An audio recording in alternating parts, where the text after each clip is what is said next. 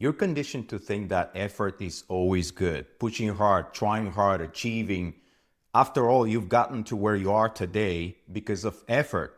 And of course, effort is how you build a family, how you build a career, how you build purpose in life, how you focus on a task, on a big project, on a purpose project, then you just lock in and you'll follow it up until its completion. That's what it takes, effort. I'm not here to tell you that effort doesn't have place in our lives. It absolutely does. You don't get anywhere without effort. This kind of effort I call task effort. But there is another kind of effort that you've probably never examined. And this kind of effort is not the effort you put towards a task.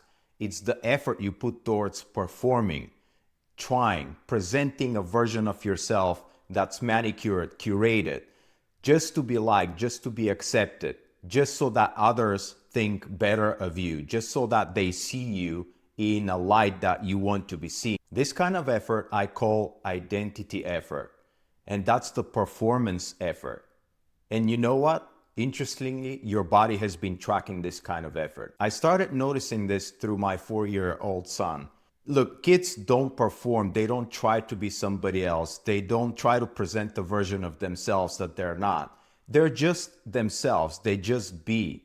My son sings at the top of his lungs in the metro station. He moves the way he wants to move. He expresses the way he wants to express. And just being around him in the last couple of years that he's living a more conscious life and just being himself, just being the child that he is a mirror for me. And I noticed over time that I'm reflecting every time he is himself on how this is hitting me internally.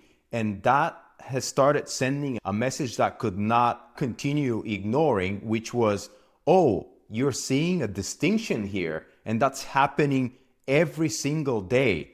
Your son is showing you who you truly are, that you're not daring to be some of the time.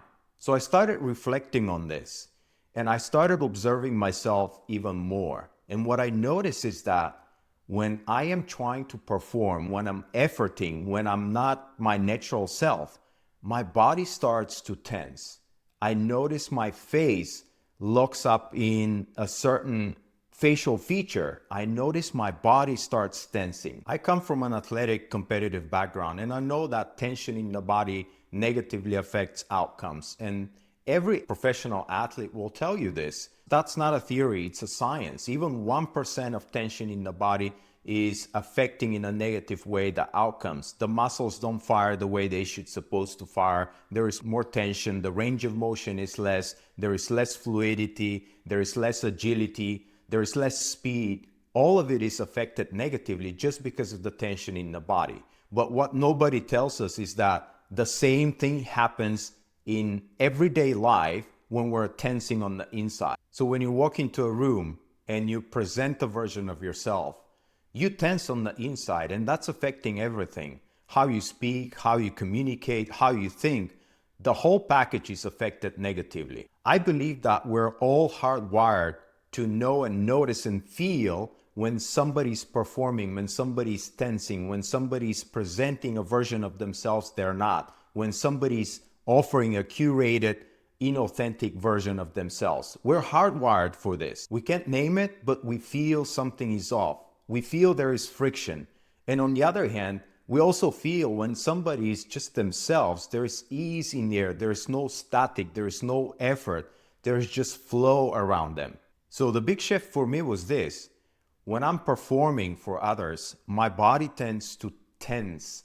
And I know from sports that tensing the body already affects athletic outcomes negatively. But I realized that the same thing happens in real life too. When we're tensing on the inside, when we're presenting a version of ourselves that we're not, that affects our life outcomes negatively as well, because life, just like in sports, rewards fluidity. So what do you do about it?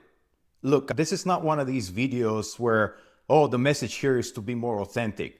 No, here is what I've noticed. You cannot be physically relaxed and be performing a version of yourself at the same time. And this is a major shift. Think about it this way. The body's like a lie detector that you take with you everywhere you go. But only instead of measuring somebody else's honesty, it's always measuring your honesty. So what I personally do is when I catch myself tensing, I start relaxing my body, and I start with my face, and then I relax my entire body, every muscle that's not keeping me upright and supporting my posture. And what I notice is that when I relax my body, I also stop performing. So the point is this: your body already knows which mode you're in, whether you're yourself or you're performing for others. So the question now is whether you're willing to notice whether you're being yourself or you're performing, and to do something about it. Because in a post-labor world, as AI and technology will most likely create, when we're forced to shift and adjust our values even more, performance will be rewarded even less in that world, and authenticity will be valued even more.